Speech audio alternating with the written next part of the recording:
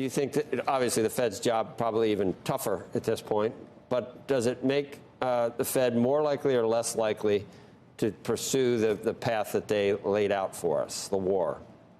I don't think they have a choice, Joe, but to pursue it. And I think they'll move at the meeting that's coming up. The numbers are just way too strong.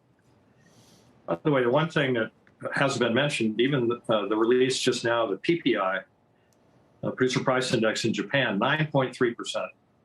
That's the highest since data first started to be collected in 1981. So this is a global phenomenon. We have these significant pressures here. Fed is behind the curve. They need to shift, and I believe they'll do it starting with this meeting.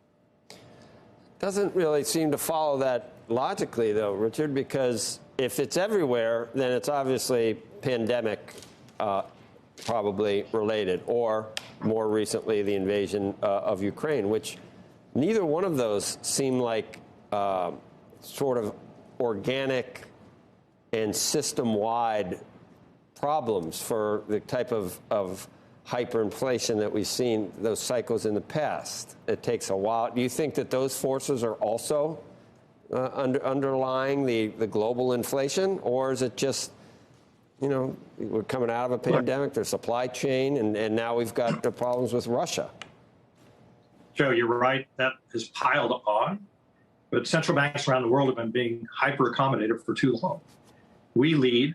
We're the central bank of the world. We're the key central bank in the world, and we need to lead.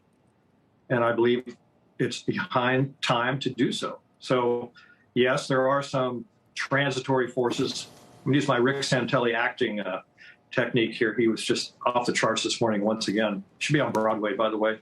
But, you know, I really do think, Joe, that it's late in the game.